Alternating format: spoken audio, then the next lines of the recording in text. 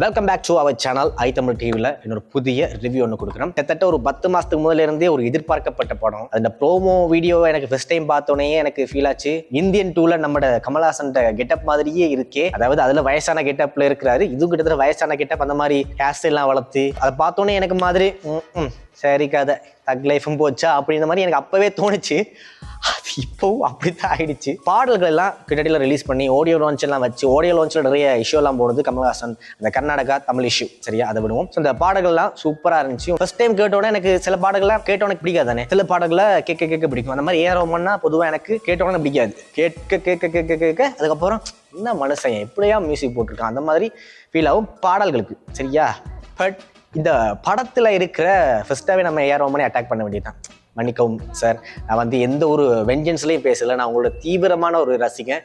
But இருந்தாலுமே நான் தக் லைஃப்ல எதிர்பார்த்த அந்த ஒரு பேக்ரவுண்ட் ஸ்கோராக இருக்கட்டும், அந்த ஒரு எதிர்பார்த்த ஒரு விஷயம் எனக்கு கிடைக்கல. ரொம்ப ஆவரேஜான ஒரு மியூசிக்காக தான் இருக்குது. இந்த புதுசாக பழகிறவங்கலாம் ஒரு வித்தியாசமான ஒரு தனியான ஒரு தனித்து தெரிகிற மாதிரி ஒரு மியூசிக் போடுவாங்க.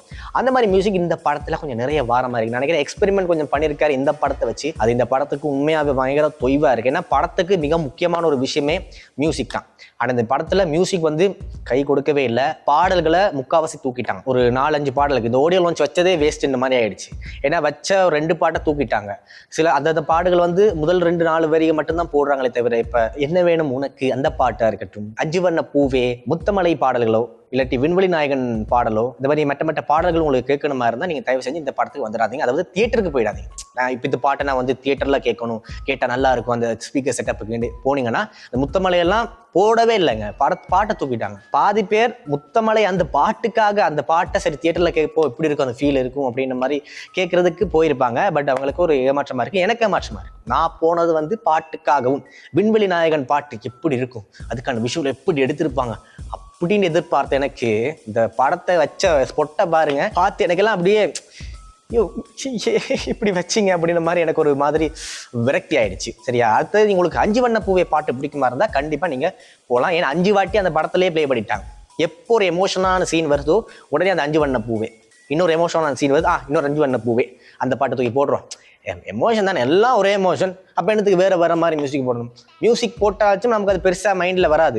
இது 5 வண்ண பூவே அந்த லிரிக்கையும் திருப்பி போடுறபடியா நம்ம ஏரோமான் செட் இருக்கிற அந்த ஒரு ஸ்பெஷாலிட்டியே என்னன்னா, சேடான விஷயத்துக்கு இல்லாட்டி பீஜத்துக்கு, மியூசிக்கு, பேக்ரவுண்டுக்கு, ஏன்னா மோஸ்ட் அந்த வோக்கல்ஸ்லேயே போவார். ஆனால் இதில் பார்த்தீங்கன்னா அந்த 5 வண்ண பூவே திருப்பி 5 வண்ண பூவே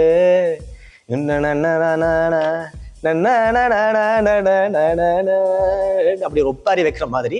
பட் அது அப்படியே கண்டினியூ பார்க்கும்போது எனக்கு அப்படிதான் ஃபீல் ஆச்சு. சில எமோஷன் சீன் எல்லாம் எதிர்பார்த்த கனெக்ஷன் இல்லை. ரவிமோகன் கூட ஒரு படத்துல அந்த ஹீரோயினுக்கு பழசு மறந்துடும். அப்ப அவர் இவ்வளோ கஷ்டப்படுறோம், எங்களுக்கு அது வருத்தமா இருக்கும், மறந்துடுச்சு, அவர் எப்படியாச்சும் ஞாபகப்படுத்தி அப்படின்ட்டு ஒரு ஃபீல் வரல. ஆனா இந்த படத்துல அப்படி ஒரு ஃபீல் வருது இல்ல. அடிபட்டுட்டா, செத்துட்டாங்களா, அழுதாரா, அழட்டும், நிறைய விஷயங்கள் இருக்கு நான் சொல்லலாம். பட் அது ட்விஸ்டோட கரண்ட் மேபி சில பேர் யோசிப்பீங்களா, அதுக்காக நான் சொல்லல. ஆக்ஷன் சீக்வன்ஸ் இருக்கு, புல்லட் சவுண்ட்ஸ் இருக்கு, கார் சேசிங். எனக்கு கார் சேசிங் ஓரளவுக்கு கொஞ்சம் நல்லா இருந்துச்சு. கார்ல வச்சு கொஞ்சம் சுத்தி வளைச்சு அடிச்சு புரண்டு மண்ணில் போட்டு அந்த மாதிரி இருக்கா. இப்போ விடாமுயற்சியில உள்ள காருக்கு உள்ள ஒரு ஷாட் வச்சிருந்தாங்க தானே. ஸோ அது ஒரு வித்தியாசமா கொஞ்சம் நல்லா இருந்துச்சு. அந்த மாதிரி இதுல கார் ஷாட் கொஞ்சம் நல்லா இருந்துச்சு. இந்த விண்வெளி நாயகன் என்ற பாட்டு கூட அந்த லிரிக்கல் வீடியோ போர்டுக்கு இடையில கார் ஷாட் எல்லாம் காட்டாங்க. ஒருவேளை இந்த கார் ஷாட்ல தான் சேசிங்ல விண்வெளி நாய இதெல்லாம் கேட்கும்போது வேற லெவல்ல இருக்கும், போயிட்டு விசில் அடிச்சு கொண்டாடலாம் அப்படின்னு நினைச்சிட்டு போனேன். அந்த பாட்டு வார இடத்த போய் பாருங்க, மன்னிக்க மாட்டேன். ஏன் ரோமான் சார் அந்த மாதிரி அந்த இடத்துல சம்மந்தம் இல்லாத இடத்துல போட்டிருக்காரு அந்த பாட்டு. Very very very very disappointed. படம் ஃபுல்லா சோக கதை, அழுற கதை, சாவு கதை, அந்த மாதிரி தான் இருக்கு. செக்கச்சிவந்தமான மாதிரி தான் இந்த படத்துல. உண்மையா த்ரிஷா தேவையே இல்லை, அந்த கேரக்டரே தேவையில்லை. எனக்கு தெரிஞ்ச வரைக்கும் த்ரிஷாவை இந்த படத்துக்கு யூஸ் பண்ணதுக்கு ஒரு ரீசன், இந்த படத்தோட ப்ரொமோஷனுக்காக. த்ரிஷாவும் சிம்பும்னா உடனே நிறைய பேர் எதிர்பார்த்து வருவாங்க, அந்த மாதிரி ஒரு மாஸ்டர் பிளானுக்காகத்தான் த்ரிஷா உள்ள கொண்டு வந்திருக்காங்களோ அப்படின்றது நான் கெஸ் பண்றேன்.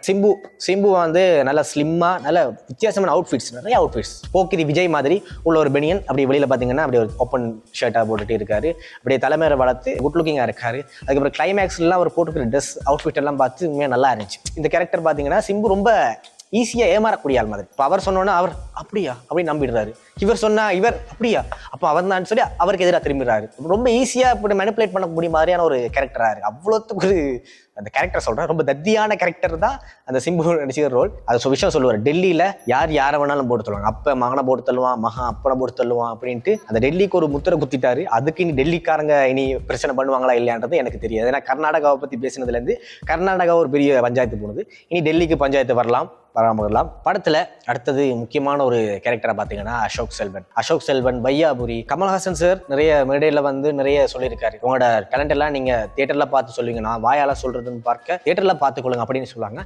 ஆனா நான் எதிர்பார்த்த அவர் சொன்ன பில்டப்புக்கு அவங்களோட ஆக்டிங் எல்லாம் யூனிக்கா தனித்து தெரியுதான்னு பார்த்தா ஒண்ணுமே தெரியல. அசோக் செல்வன் வந்து இதுல ஒரு மாசான ஒரு போலீஸ் கேரக்டர் மாதிரி வாராரு. ஆனா கடைசி வரைக்கும் அவர் ஃபுல் அண்ட் ஃபுல் எனக்கு பார்க்க ஒரு காமெடி போலீஸ் மாதிரி தான் இருக்கு. பெரிய வில்லத்தனமா ஒரு கெத்தா பேசுறாரு, ஆனா அந்த கெத்து அதுல எனக்கு பத்தாத மாதிரி இருக்கு. இந்த படத்திலேயே எல்லாருமே கேங்ஸ்டர், ஆனா கேங்ஸ்டருக்கான ஒரு கெத்து அந்த ஒரு கொஞ்சம் குறையிற மாதிரி இருக்கு. கேங்ஸ்டர்னா உடனே முடி வளர்த்துருவாங்க, கேங்ஸ்டர்னா உண்டு பயங்கரமா தாடி வளர்த்துருப்பாங்க, இல்லாட்டி நல்லா முடி வளர்த்துருப்பாங்க.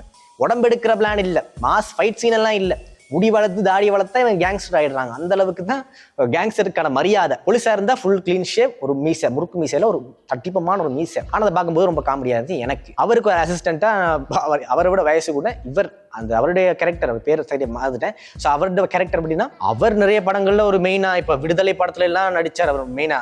அப்படி இருக்கும்போது அவருடைய கேரக்டருக்கு அவரை போட்டுட்டு இவரை போட்டா வேற விஷயம். ஸோ இவரை போட்டு அவருக்கு அசிஸ்டன்ட் ஆயாரு, அசோக் செல்வனுக்கு அசிஸ்டன்ட் அவரை போட்டது, கேரக்டர் சூஸ் பண்ண விதங்கள் கொஞ்சம் எனக்கு கொஞ்சம் மிஸ்மேட்ச் ஆன மாதிரி. விவேகம் வலிமை படங்கள் எல்லாம் பாத்தீங்கன்னா ஒருத்தர் சுடுவாங்க, சுடுறது, வெட்டுறது, தூக்கி போட்டு மிதிக்கிறது, டயர் லொரிக்கு மேல எல்லாம் ஏத்தி போறது, சாகவே மாட்டாங்க. புல்லட் இதயத்துக்குள்ளால போய் வெளியில வந்தா கூட அவன் சாக மாட்டார். அது ஏன்னு தான் எனக்கு புரியல. அவ்வளோத்துக்கு அடி, 1 2 பல லட்சம் அடி விழுந்திருக்கு, நான் சாக மாட்டேனே. ரொம்ப காலம் இருக்கிற அதே கதையை அதே மாதிரி எடுத்திருக்காங்க. கிட்டத்தட்ட செக்கச்சி வந்த வானம் மாதிரியே தான், ஆல்மோஸ்ட் அந்த பார்ட் 2 மாதிரி தான் இருக்கு. இன்னொன்று பாத்தீங்கன்னா இந்த சீன் வந்து நிறைய இடங்கள்ல ஆனா கோவா போறாங்க, திருச்செந்தூர் போறாங்க, உடனே வேற நாடு ஹிமாலயாஸ் போறாங்க.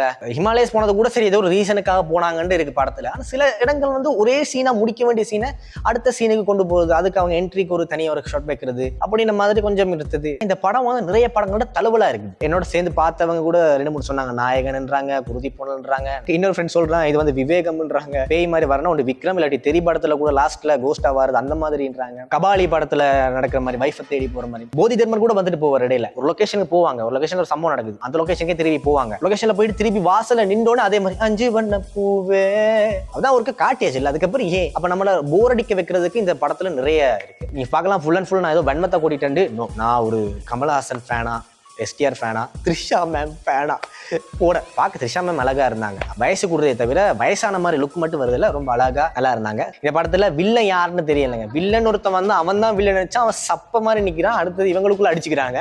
இவங்க அடிச்சு முடிஞ்சு கடைசியில சரி கிளைமேக்ஸ் போய் நானே எஸ்டபிரியன்ஸ் வரும்ட்டு வில்லன் வார மாதிரி. ஆக மொத்தம் இந்த படத்துல நிறைய விஷயங்கள் எதிர்பார்த்தது ஒண்ணுமே இல்லை. இந்த படத்தை கண்டிப்பா போய் தியேட்டர்ல பாருங்க. பார்த்து இப்போ நான் சொன்னதுக்காக நான் படத்தை ஓட விடாம பண்றதுக்காக சொல்லலை, என் ஆதங்கத்தை தெரிவிச்சிருக்கேன். தெரிஞ்சுக்கிட்டே போய் பாருங்க, மேபி உங்களுக்கு படம் பிடிக்கலாம். கண்டிப்பா ஒருக்கா வச்சு நீங்க போய் பார்க்கணும் படத்தை. சரியா பார்த்துட்டு கீழே வந்து கமெண்ட் செக்ஷன்ல கமெண்ட் பண்ணுங்க, உங்களோட ஒப்பீனியன் எப்படி இருக்கு, நான் சொன்னது சரியா இல்ல பிள்ளையா, நான் சொன்ன விதம் பிள்ளையா சரியான்றதை நீங்க சொல்லுங்க. அடுத்த முறை நான் திருத்திக்கிறேன்.